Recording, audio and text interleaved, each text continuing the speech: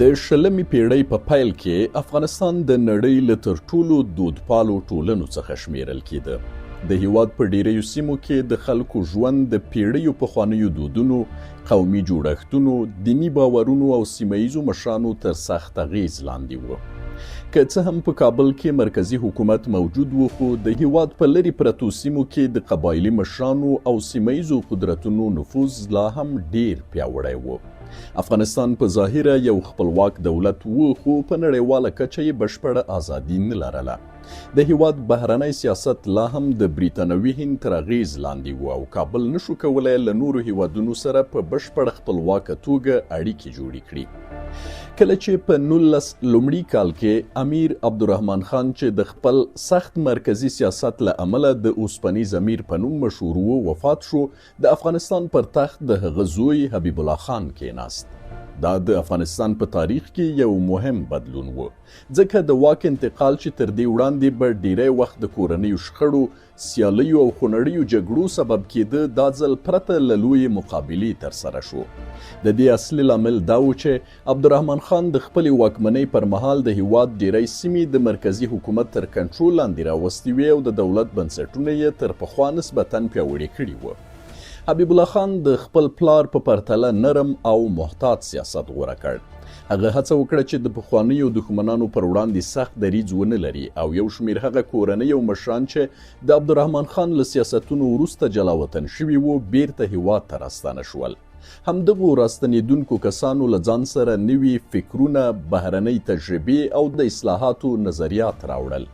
ورو ورو په کابل کې د عصري فکرونو لپاره زمینه برابره شوه. ښوونه، مطبوعات او محدود دولتي اصلاحات د افغانستان د راتلونکي بدلون لپاره د پیل ټکي وګرځېدل. خو افغانستان لا هم یو مهم خنډ درلود. د هېواد داخلي چارې که څه هم د کابل حکومت پر مخ وړلې، خو د بهرني سیاست واک لا هم د بریتانوي هند په لاس کې و. بریتانیا چې په سیمه کې ستر استعماري ځواک جوړ کړی و، نه غوښتل افغانستان په نړیوال ډګر کې بشپړ خپلواک تصمیم ونیسي. دا وضعیت د افغان ملتپالو لپاره د زغم وړ نه و. دوی باور درلود چې یو هېواد هغه وخت رښتینی خپلواک کېدای شي چې د خپلې بهرنۍ پالیسۍ بشپړ واک ولري. کله چې په 1914 کال کې لومړۍ نړیواله جګړه پیل شوه، په افغانستان کې یو شمیر ملتپالو مشرانو هڅه وکړه چې له دې نړیوال بحران څخه ګټه واخلي. د دوی هدف دا و چې افغانستان جګړې ته داخل شي او د بریتانوي هند پر ضد عملیات پیل کړي. دوی باور درلود چې د بریتانیا کمزورۍ له فرصت څخه په استفاده کېدای شي د هند په خاوره کې د استعمار پر وړاندې پاڅونونه رامنځته شي. خو امیر حبیب الله خان بل نظر درلود. هغه فکر کاوه چې د جګړې پر مهال بی‌طرفي به د افغانستان لپاره غوره انتخاب وي. د هغه باور دا و چې که افغانستان د بریتانیا پر وړاندې دښمني ونه کړي، نو د جګړې له پای وروسته به لندن د افغانستان بشپړه خپلواکي ومني. خو د حبیب الله خان محاسبه سمه ونه خته. کله چې لومړۍ نړیواله جګړه په 1918 کال کې پای ته ورسېده، افغانانو تمه لرله چې بریتانیا به اوس د افغانستان د بهرني سیاست له کنټرول څخه لاس واخلي، خو لندن خپله پخوانۍ تګلاره بدله نه کړه. بریتانوي حکومت لا هم افغانستان د خپل نفوذ په ساحه کې ګاڼه او نه یې غوښتل کابل په نړیواله کچه د یو بشپړ خپلواک دولت په توګه عمل وکړي. دا پریکړه د افغان ملتپالو لپاره یوه ستره مایوسي وه او همدا مایوسي به ډیر ژر د افغانستان د تاریخ مسیر بدل کړي. د لومړۍ نړیوالې جګړې له پای وروسته د افغانستان د خلکو تمې ماتې شوې وې. حبیب الله خان چې فکر یې کاوه د بریتانیا بېطرفۍ ته درناوی به د افغانستان د خپلواکۍ سبب شي، اوس له یوې لویې سیاسي ستونزې سره مخ و. افغان ملتپالو هغه د دې لپاره ملامتوه چې ولې د جګړې پر مهال له بریتانیا سره مقابله ونه کړه، ولې یې د افغانستان د بشپړې خپلواکۍ لپاره جدي ګام وانخیست. د خلکو ناخوښي ورځ تر بلې زیاتېده. خو د حبیب الله خان د واکمنۍ پای یوازې د سیاسي فشارونو له امله نه و. د 1919 کال د فبرورۍ په میاشت کې هغه د لغمان په کلګوش کې د ښکار پر مهال ووژل شو. د هغه وژنه یوه له هغو تاریخي پیښو څخه ده چې تر اوسه پرې بحثونه روان دي. ځینو تاریخ پوهانو شک د هغه پر زوی امان الله خان کړی دی، ځکه امان الله خان یو له هغو کسانو و چې د خپل پلار د سیاستونو مخالف و او د بشپړې خپلواکۍ غوښتونکی و. خو د دې ادعا د ثبوت لپاره روښانه او قطعي ثبوت نه دی وړاندې شوی. د حبیب الله خان له وژل کېدو وروسته د هغه ورور سردار نصرالله خان د افغانستان د امارت واک ترلاسه کړ. خو امان الله خان چې په کابل کې پاتې شوی و او د دولت خزانه یې تر خپل کنټرول لاندې لرله، د واک د نیولو لپاره ژر اقدام وکړ. یوازې څو ورځې وروسته هغه خپل تره نصرالله خان له واکه لرې کړ. امان الله خان هغه د خپل پلار په وژنه کې په لاس لرلو تورن کړ او زنداني یې کړ. نصرالله خان یو کال وروسته په زندان کې مړ شو او ډیری کسان باور لري چې ښایي د هغه په مرګ کې د امان الله خان لاس موجود و. خو د دې ادعا د ثبوت لپاره هم شواهد نه دي وړاندې شوي. اوس نو د خپلواکۍ جګړې ته چمتووالی نیول کیږي. د نوي امیر امان الله خان لومړنی هدف روښانه دی: د افغانستان بشپړه خپلواکي. هغه پوهیده چې بریتانیا به په خپله خوښه د افغانستان د بهراني سیاست له کنټرول څخه لاس وانخلي. له همدې امله هغه پریکړه وکړه چې د پوځي لارې خپل هدف ترلاسه کړي. دا پریکړه یوازې د امان الله خان شخصي غوښتنه نه وه. په افغانستان کې د بشپړې خپلواکۍ احساس په پراخه کچه موجود و. له بلې خوا د هېواد محافظه کار ځواکونه هم له نوي امیر څخه ناخوښ وو. دوی د امان الله خان عصري فکر، د هغه د واک ته رسیدو طریقه او په ځانګړې توګه د هېواد د تر ټولو مهم محافظه کار مشر نصرالله خان زنداني کول نه خوښول. جګړه له بریتانیا سره د دې فرصت په توګه هم لیدل کېده چې د هېواد بیلابیل سیاسي او ټولنیز ځواکونه د یو ګډ دښمن پر وړاندې متحد کړي. امان الله خان د خپلې واکمنۍ په لومړیو ورځو کې په یوه تاریخي اعلامیه کې ژمنه وکړه چې افغانستان به بشپړه خپلواکي ترلاسه کړي. دا اعلان د خلکو له پراخ ملاتړ سره مخ شو. د افغانستان خلکو دا د هغه فرصت په توګه ولید چې هېواد یې له بهرني نفوذ څخه خلاص شي. کله چې د هند وایسرای ته د امان الله خان هغه لیک چې پکې د افغانستان خپلواکي اعلان کړې وه په عملي توګه له پامه وغورځول شو، نو امیر وروستۍ پریکړه وکړه. د 1919 کال د مې په لومړیو کې افغان ځواکونو ته امر وشو چې پر بریتانوي هند برید پیل کړي. په تیرو پیړیو کې د افغانستان له لوري پر هند بریدونه اکثره د پراخو فتوحاتو او غنیمتونو سبب شوي وو. امان الله خان هیله لرله چې د ډیورنډ کرښې هاخوا به د پښتنو قبایل د بریتانوي استعمار په وړاندې پاڅون وکړي. هغه تمه درلوده چې د هغه پښتانه ورونه به په بریتانوي هند کې د اروپایي واکمنۍ پر ضد جګړې ته راووځي. په پیل کې یو شمیر قبایلي ملاتړونه هم ترلاسه شول. وزیر او محسود قبایلو له افغانانو سره همکاري وکړه. په ځانګړې توګه وروسته له هغه چې د افغان پوځ قوماندان نادر خان چې وروسته د افغانستان پاچا شو، د بریتانوي هند په خاوره کې د ټل کلا ونیوله. دې بریا د افغان ځواکونو روحیه لوړه کړه. خو بریتانیا له ډیر مخکې د دې احتمال لپاره چمتووالی نیولی و. بریتانوي چارواکي تل اندېښمن و چې کیدای شي د پښتنو لوی پاڅون رامنځته شي. له همدې امله د جګړې له پیل مخکې یې هڅه کړې وه چې د لویو قبایلو لکه اپریدو او مومندو د یوځای کېدو مخه ونیسي. په پایله کې هغه پراخ قبایلي پاڅون چې امان الله خان یې تمه لرله رامنځته نه شو. افغان ځواکونو په لومړیو کې ځینې بریاوې ترلاسه کړې، خو ډیر ژر بریتانیا خپل پوځي ځواک وکاراوه. بریتانویان د سرتیرو روزنې او وسلو له پلوه پیاوړي وو. دوی حتی د افغانستان پر مهمو ښارونو لکه جلال آباد او کابل هوایي بریدونه هم وکړل. د افغانانو لپاره دا یو حیرانونکی او نوی حالت و، ځکه د لومړي ځل لپاره د ښارونو پر وړاندې له الوتکو څخه بریدونه ترسره کېدل. خو د بریتانیا وضعیت هم اسانه نه و. دغه هېواد یوازې د لومړۍ نړیوالې جګړې له یو ستړي کوونکي او ویجاړونکي پړاو څخه راوتلی و. بریتانوي حکومت نه غوښتل چې یو نوی او اوږد جنګ پیل کړي. له بلې خوا د افغانستان سخت مقاومت او د پښتنو د احتمالي پراخ پاڅون ویره د دې سبب شوه چې بریتانیا د سولې لارې ته مخه کړي.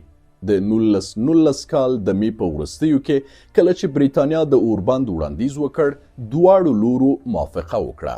دواړو خواو د بریا ادعا وکړه، خو په حقیقت کې افغانانو د لمانځلو لپاره ډیر څه لرل، ځکه دوی توانېدلي و چې د نړۍ یو له سترو امپراتوریو څخه د خبرو میز ته کېنوي. افغانستان د جګړې له لارې خپل هدف ته نږدې شوی و. او د امان الله خان حکومت اوس د یو نوي فصل پیل ته چمتو و. د درېیمې انګلیس افغان جګړې وروسته افغانستان نور یوازې د خپلواکۍ دعوه کوونکی هېواد نه و. امان الله خان هڅه وکړه چې د افغانستان نوی مقام په نړیواله کچه ثابت کړي. د هغه د بهرنیو چارو وزیر محمود طرزي په دې برخه کې مهم رول ولوباوه. طرزي چې د عصري فکرونو پلوی و باور درلود چې افغانستان باید له نړۍ سره پراخې اړیکې جوړې کړي او ځان د یو خپلواک دولت په توګه نړیوالې ټولنې ته معرفي کړي. له همدې امله افغانستان په چټکۍ سره د نورو هیوادونو سره د رسمي اړیکو جوړولو هڅې پیل کړې. د کابل حکومت هڅه کوله چې له بیلابیلو هیوادونو سره سیاسي او ډیپلوماټیکي اړیکې ټینګې کړي او خپل نړیوال مشروعیت لوړ کړي. خو بریتانیا سمدستي د افغانستان بشپړه خپلواکي ونه منله. لا هم د سیمې د قدرت توازن او د بریتانوي هند ګټې د لندن لپاره مهمې وې. بالاخره 2 کاله وروسته په 1921 کال کې د انګلیس افغان تړون لاسلیک شو. په دې تړون سره بریتانیا په رسمي ډول ومنله چې افغانستان یو خپلواک او حاکم دولت دی. دا د امان الله خان او د افغانانو لپاره یوه ستره سیاسي بریا وه. افغانستان اوس د هغو محدودو اسلامي هیوادونو له ډلې څخه و چې په هغه وخت کې یې بشپړه خپلواکي لرله. خو خپلواکي بې بیې نه وه. د تړون له مخې د ډیورنډ کرښه د دواړو هیوادونو ترمنځ لا هم په سمه توګه حل نه شوه. که څه هم افغان حکومت دا موضوع تل یوه جنجالي مسأله بلله او وروستی تړون یې هم د ډیرو افغانانو له نظره دایمي حل نه بلل، همدا موضوع وروسته د افغانستان او بریتانوي هند او بیا پاکستان ترمنځ د اوږدمهاله اختلافاتو یو له مهمو لاملونو څخه جوړ شو. اوس چې امان الله خان د بهرني نفوذ له لوی خنډ څخه تیر شوی و، هغه د خپل اصلي هدف لپاره چمتو شو: د افغانستان عصري کول. امان الله خان باور درلود چې افغانستان د نړۍ له پرمختللو هیوادونو سره د سیالۍ لپاره باید له بنسټه بدل شي. هغه پوهیده چې د یوه هیواد بدلون یوازې د قوانینو او ادارو له لارې نه راځي. د هغه په نظر اصلي بدلون باید د خلکو له فکره پیل شي. له همدې امله تعلیم د هغه د اصلاحاتو په مرکز کې ځای درلود. امان الله خان د واکمنۍ له پیل وروسته د ښوونې او روزنې پراختیا ته ځانګړې پاملرنه وکړه. د پخوانیو محدودو ښوونځیو پر ځای د عصري زده کړو د پراختیا لپاره نوي بنسټونه جوړ شول. حکومت هڅه وکړه چې داسې نسل وروزي چې د عصري دولت جوړولو توان ولري. د همدې هدف لپاره په کابل کې 3 مهم عصري ښوونځي جوړ شول: امان الله یا امانیه ښوونځی چې زده کړې په فرانسوي ژبه وي، دویم اماني ښوونځی چې د جرمني د ښوونیز نظام له مخې جوړ شوی و او زده کړې په جرمني ژبه وي، او دریم غازي ښوونځی چې انګلیسي ژبه پکې تدریسېده. دغه ښوونځي یوازې د زده کړو ځایونه نه وو. امان الله خان غوښتل له همدې لارې یو نوی فکري قشر رامنځته کړي. هغه غوښتل داسې لوستي افغانان وروزي چې د اصلاحاتو ملاتړ وکړي، د دولت په ادارو کې کار وکړي او د افغانستان د عصري کولو پروژه پر مخ یوسي.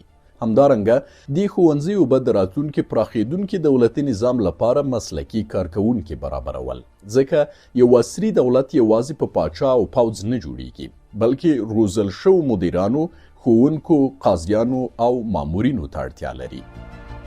د امان الله خان د واکمنۍ یوه بله مهمه لاسته راوړنه په 1922 کال کې رامنځته شوه.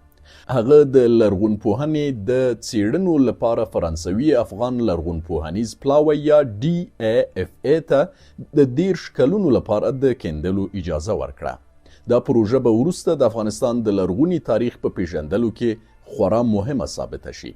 د دغو څېړنو له لارې افغان او بهرني پوهان وتوانېدل چې د افغانستان د زرګونو کلونو پخواني تمدنونه وڅېړي. په 1920 کلونو کې د هډې کیندنې، په 1950 کلونو کې د سرخ کوتل څېړنې او وروسته په 1960 او 1970 کلونو کې د آی خانم کشفونو د افغانستان د تاریخ په اړه د نړۍ تصور بدل کړ. دغو څېړنو د کوشاني امپراتورۍ، د اسکندر مقدوني د یوناني وارثانو او د ګندهارا د بودایي یوناني کلتوري ګډوالي په اړه نوي معلومات وړاندې کړل. په ځانګړې توګه ګندهارا تمدن وښوده چې افغانستان د تاریخ په اوږدو کې یوازې د جګړو سیمه نه وه، بلکې د تمدنونو د یو ځای کېدو مرکز هم و. هغه افغان پوهان چې د دغو څېړنو له لارې روزل شوي وو وروسته یې د افغانستان د ملي تاریخ په جوړولو کې مهم رول ولوباوه. دوی هڅه وکړه چې د افغانستان د لرغوني میراث او ملي هویت ترمنځ اړیکه رامنځته کړي. په دې توګه لرغونپوهنه یوازې علمي څېړنه نه وه بلکې د یوه نوي افغان ملي تصور د جوړېدو برخه هم وګرځېده. خو د امان الله خان اصلاحات لا تر دې ډیر لرې تلل. په لومړیو کلونو کې د هغه بدلونونو ډیر سخت مخالفت نه درلود، خو په 1923 کال کې کله چې هغه د نظام نامه اساسي قانون معرفي کړ څرګنده شوه چې پاچا یوازې محدود اصلاحات نه غواړي. هغه د افغانستان د ټولنیز او سیاسي نظام د ژور بدلون اراده لرله او همدا ځای و چې د دود او اصلاح ترمنځ اصلي ټکر پیل شو. د امان الله خان د واکمنۍ په لومړیو کلونو کې د هغه اصلاحات لا تر ډیره حده د خلکو له سخت مخالفت سره نه وو مخ شوي.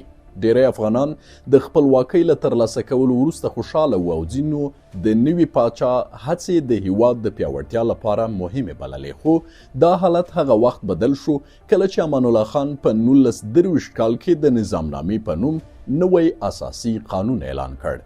دا قانون د افغانستان د سیاسي او ټولنیز جوړښت لپاره یو لوی بدلون و. د نوي اساسي قانون له مخې ټولو اتباعو ته د قانون له مخې د برابرۍ حق ورکړل شو.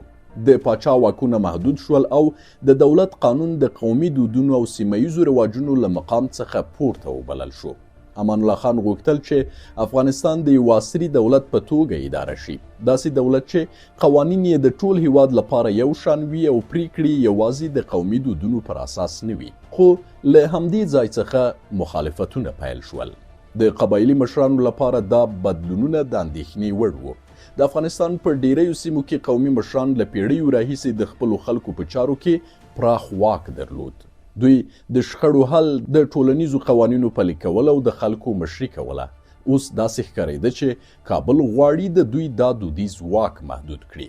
د دوی په نظر د مرکزی حکومت د واک پراخېدل د سیمه‌ییزې خپلواکۍ پر وړاندې ګواښ و. دیني عالمان هم له نویو بدلونونو اندېښمن شول. دوی په ځانګړې توګه د دې موضوع مخالف وو چې د شریعت پر ځای د دولت قوانین لومړیتوب پیدا کړي، ځکه د اساسي قانون یوه مهمه برخه له اروپایي حقوقي نظامونو الهام اخیستی و. د محافظه‌کارو ځواکونو په نظر امان الله خان هغه څه افغانستان ته راوړل چې له بهر څخه اخیستل شوي وو. دوی ویریدل چې د افغان ټولنې دودیز هویت چې د افغانیت او اسلامي ارزښتونو پر بنسټ ولاړ و د پردیو نظریاتو له امله کمزوری شي. په همدې فضا کې حتی د امان الله خان د تعلیم اصلاحاتو ته هم د شک په سترګه وکتل شول. ځینې کورنیو اندېښنه لرله چې که ماشومان یې دولتي ښوونځیو ته لاړ شي ښایي له دیني ارزښتونو او دودونو څخه لرې شي. هغه څه چې پاچا د پرمختګ لاره بلله ځینو خلکو د خپل هویت پر وړاندې ګواښ وګڼل. یوازې ټولنیز بدلونونه د ستونزې لامل نه وو، اقتصادي وضعیت هم د حکومت پر وړاندې فشارونه زیاتول. له خپلواکۍ وروسته د بریتانیا هغه مالي مرستې چې پخوا افغانستان ته ورکول کېدې پای ته ورسېدې، خو یو عصري دولت ډیر لګښتونو ته اړتیا لرله. امان الله خان ښوونځي جوړول، وزارتونه یې پراخول، بهرني سفارتونه یې فعالول او پوځ پیاوړی کول غوښتل. د دې ټولو لپاره ډیرې پیسې پکار وې. کله چې د دولت خزانه له فشار سره مخ شوه، حکومت د مالیاتو راټولول زیات کړل. همدارنګه یې هڅه وکړه چې په ټول هېواد کې د مالیاتو یو منظم سیستم رامنځته کړي. خو دا کار په ځانګړې توګه د پښتنو قبایلو لپاره د منلو وړ نه و. دوی له تاریخي پلوه د خپلې خپلواکۍ او د مرکزي واک له محدودیت سره حساس وو. د مالیاتو ورکول د دوی لپاره یوازې اقتصادي موضوع نه وه، بلکې د دولت د زیاتیدونکي نفوذ نښه هم ګڼل کېده. دې وضعیت د امان الله خان لپاره یوه تاریخي ستونزه رامنځته کړه. خلک اوس یوازې د اقتصادي فشار له امله ناراضه نه وو. د مالیاتو، قانوني اصلاحاتو، اجباري خدمت او ټولنیزو بدلونونو ټولې موضوعګانې سره یوځای شوې وې. ډیرو خلکو په ذهن کې دا پوښتنه پیدا شوه، آیا افغانستان د پرمختګ پر لور روان دی که خپل دودیز هویت له لاسه ورکوي؟ د حکومت د اقتصادي اصلاحاتو یوه برخه د نوي ملي اسعارو رامنځته کول و. امان الله خان غوښتل چې د پخواني ګډوډ مالي سیستم پر ځای یو واحده ملي کرنسي جوړه کړي. تر دې مخکې په افغانستان کې د کابل روپۍ، د هند روپۍ، ایرانی سکې او د توکو تبادله په پراخه کچه کارېدله. نوې افغانۍ باید د هېواد اقتصادي یووالی پیاوړی کړی وای، خو د خلکو لپاره دا هم د کابل لخوا د ژوند په چارو کې د یوې بلې مداخلې په توګه ولیدل شوه. ډیرو سوداګرو او کلیوالو د نوي اسعارو په اړه باور نه درلود. دا ستونزې په پای کې د یو لوی بحران سبب شوې. په 1940 کال کې په افغانستان کې د پکتیا پاڅون پیل شو. دا یوازې یو عادي قبایلي بغاوت نه و. د پاڅون کوونکو اعتراضونه د دینی مسایلو، مالیاتو، عسکري خدمت او د حکومت د اصلاحاتو پر وړاندې و. دوی احساس کاوه چې کابل غواړي د دوی ژوند هغه طریقه بدله کړي چې له پیړیو راهیسې روانه وه. پاڅون نږدې یو کال دوام وکړ. د امان الله خان حکومت اړ شو چې د نوي جوړیدونکي افغان پوځ ټول توان د دې پاڅون د ځپلو لپاره وکاروي. دا پیښه د پاچا لپاره یو لوی خبرداری و. هغه وښوده چې د دولت واک دومره پیاوړی نه و لکه څنګه چې امان الله خان فکر کاوه. له دې وروسته امان الله خان اړ شو چې د خپلو ځینو اصلاحاتو په عملي کولو کې وروالی راولي.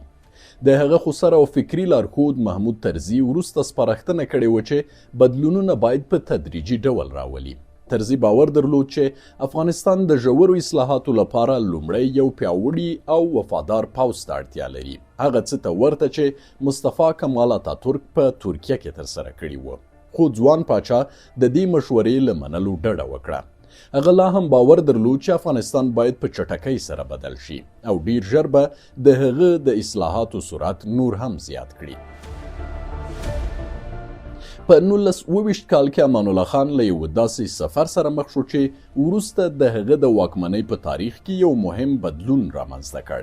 د بریتانوي هند له بندري ښار کراچۍ څخه پاچا امان الله خان اروپا ته روان شو. دا یوازې یو ډیپلوماټیک سفر نه و. دا د یو پاچا سفر و چې غوښتلې د نړۍ پرمختللي هیوادونه له نږدې وویني او زده کړي چې څنګه کولی شي افغانستان بدل کړي. امان الله خان د خپل سفر پر مهال له څو مهمو هیوادونو څخه لیدنه وکړه. هغه ترکیه، فرانسې، جرمني، بریټانیا او نورو اروپایي هیوادونو ته ولاړ. هلته یې هغه سنتي ټولنې له نږدې ولیدې چې د ټکنالوژۍ، اقتصاد او ادارې له پلوه یې له افغانستان سره لوی توپیر درلود. خو یوازې د دوی ودانۍ، فابریکې او پرمختللي وسایل نه و چې امان الله خان یې اغېزمن کړ. تر دې هم مهم هغه د دغو ټولنو نظم او ټولنیز پرمختګ حیران کړ. هغه ولیدل چې خلک څنګه قوانین مراعاتوي، څنګه خپل مدني مسؤلیتونه ترسره کوي او څنګه د خپل هیواد د پرمختګ لپاره کار کوي. د امان الله خان په نظر د اروپا بریا یوازې په وسلو او صنعت کې نه وه، بلکې د خلکو په ذهنیت، تعلیم، نظم او د دولت په جوړښت کې وه. همدې تجربو د هغه باور نور هم پیاوړی کړ چې افغانستان هم باید ژور بدلونونه تجربه کړي. د 1928 کال په منځ کې له 7 میاشتو سفر وروسته امان الله خان ترکیه ته ورسید. هلته یې له هغه مشر سره ولیدل چې د هغه پر فکر یې ژور اغیز درلود، مصطفی کمال اتاتورک.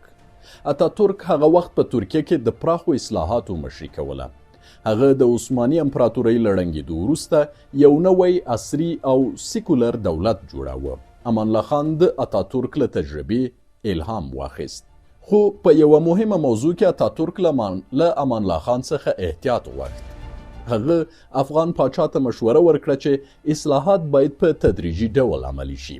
اتاتورک پوهېده چې د یوې دودیزې ټولنې بدلون یوازې د قوانینو په اعلانولو نه کیږي. د خلکو ذهنونه، اداري او ټولنیز بنسټونه باید لومړی د بدلون لپاره چمتو شي. خو امان الله خان دا مشوره په بشپړه توګه عملي نه کړه. هغه نه یوازې د محمود طرزي مشورې له پامه وغورځولې، بلکې د اتاتورک له تجربې څخه یې هم هغه درس وانخیست چې اصلاحات باید ورو او حساب شوي وي. کله چې امان الله خان افغانستان ته بیرته راستون شو، هغه د اصلاحاتو نوی پړاو پیل کړ. دا ځل بدلونونه تر پخوا ډیر ژور او چټک وو. هغه هڅه وکړه چې د دیني عالمانو واک محدود کړي، د لویدیځ له دودونو الهام اخیستي کالي دود کړي، د ښځو حقوق پراخ کړي او د دولت مرکزی واک نور هم زیات کړي. هغه څه چې مخکې د اسلامي اصلاح او ملي پرمختګ په نوم وړاندې کېدل، اوس د ډیرو افغانانو په نظر د اروپا د تقلید په څیر ښکاره شول. د محافظه کارو خلکو لپاره دا بدلونونه ډیر ناشنا وو. دوی احساس کاوه چې پاچا د افغانستان دودیز جوړښت له بهرنیو نظریاتو سره بدلول غواړي. د ښځو د حقونو موضوع په ځانګړې توګه حساسه وه. امان الله خان غوښتل ښځو ته په ټولنه کې پراخ رول ورکړي او هغوی ته د زده کړو زمینه برابره کړي. خو په یوه داسې ټولنه کې چې دودیز ارزښتونه پیاوړي وو، دا بدلونونه د ډیرو خلکو لپاره ناڅاپي وو. د مخالفو په نظر پاچا له ټولیز واقعیت څخه ډیر مخکې روان وو. د نویو اصلاحاتو سره د دولت لګښتونه نور هم زیات شول. امان الله خان د ښوونې، ادارې، پوځ او دولتي پروژو پراختیا لپاره ډیرو پیسو ته اړتیا لرله، خو له بلې خوا د خلکو مقاومت هم زیاتېده. کله چې خلکو د حکومت له اصلاحاتو ځانونه لرې احساس کړل، مالیاتو ورکولو پر وړاندې یې مقاومت هم زیات شو. سوداګري کمزورې شوه او اقتصادي فشارونه پراخ شول. په 1928 کال کې امان الله خان یو بل مهم ګام پورته کړ. ملي بانک یې جوړ کړ. د دې کار هدف دا و چې د هېواد مالی چارې به مرکزي کړي او افغانستان به له بهرنیو اقتصادي اغیزو څخه لږ خپلواک کړي. خو ډیرو افغانانو دا هم د کابل د حکومت د لا زیات نفوذ یوه بله نښه وبلله. دوی په نظر دولت هڅه کوله د خلکو د ژوند هره برخه له مرکز څخه کنټرول کړي. په دې توګه د امان الله خان تر ټولو لویه ستونزه دا شوه چې هغه غوښتل په څو کلونو کې هغه بدلونونه راولي چې ډیری هیوادونو د هغو د رامنځته کولو لپاره په نسلونو وخت ضایع کړی و. د افغانستان د دودیزې ټولنې او د پاچا د عصري لید ترمنځ واټن ورځ تر بلې زیاتېده او ډیر ژر به دا اختلافات په ښکاره پاڅونونو بدل شي. د 1928 کال په وروستیو کې د امان الله خان د اصلاحاتو پر وړاندې نارضایتي نور یوازې په خبرو محدوده نه وه. هغه اختلافات چې کلونه یې ورو ورو وده کړې وه، اوس په ښکاره بغاوتونو بدلېدل. د ختیځ افغانستان شینواري پښتنو د پاچا د حکومت پر وړاندې پاڅون وکړ. دوی د جلال آباد ښار محاصره کړ او د خپلو غوښتنو یو لړلیک یې وړاندې کړ. د شینوارو په اعتراضونو کې څو مهم موضوعات وو. دوی د حکومت له مالیاتي سیاستونو ناراضي وو، د اجباري عسکرۍ له مفکورې سره مخالف وو او د امان الله خان د ټولنیزو اصلاحاتو په اړه یې سخت اعتراض درلود. په ځانګړې توګه دوی د ښځو په اړه د پاچا سیاستونه د بهرنیو دودونو تقلید بلل. د دوی په نظر دا بدلونونه د افغانستان له دودیز اسلامي او قومي جوړښت سره برابر نه وو. د شینوارو پاڅون یوازې په ختیځ کې محدود پاتې نه شو. د بغاوت فضا ورو ورو نورو سیمو ته هم خپرېده. په شمال کې یو تاجک مشر حبیب الله کلکاني چې وروسته بچی سقاو په نوم مشهور شو، د امان الله خان د حکومت پر وړاندې راپورته شو. هغه د کابل شمال ته د جبل السراج سیمه محاصره کړه. امان الله خان اوس له یوې سختې ستونزې سره مخ و. هغه یو عصري پوځ جوړ کړی و، خو دا پوځ لا دومره پیاوړی نه و چې په ټول هېواد کې د پراخو پاڅونونو مخه ونیسي. له همدې امله پاچا مجبور شو چې د افغانستان پخوانۍ تګلاره بیرته وکاروي، د قومي ځواکونو مرسته وغواړي. په همدې وخت کې د امان الله خان وزیر علي احمد شاه غازي وتوانید چې له شینوارو سره د خبرو له لارې موقتي هوکړې ته ورسیږي. هغه د ډیپلوماټیکو هڅو له لارې د ختیځ پاڅون تر یوه حده کنټرول کړ، خو اصلي ګواښ لا هم پاتې و. حبیب الله کلکاني نه غوښتل له امان الله خان سره جوړجاړی وکړي.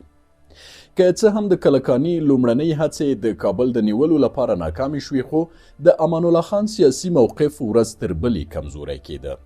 د هغه اصلاحاتو هغه کسان هم ورڅخه لرې کړي وو چې مخکې یې ملاتړ کاوه. د خلکو یوې برخې اوس هغه پاچا نه باله چې د افغانستان د پرمختګ لپاره مبارزه کوي، بلکې داسې مشر یې ګاڼه چې غواړي د بهرنیو نظریاتو له لارې د هېواد دودیز جوړښت بدل کړي. په دې شرایطو کې امان الله خان بالاخره یوه تاریخي پریکړه وکړه. د 1929 کال د جنوري په 14مه هغه له واکه استعفا وکړه او خپل ورور عنایت الله خان یې د افغانستان د امارت لپاره پریښود. خو د عنایت الله خان واکمنۍ ډیره لنډه وه.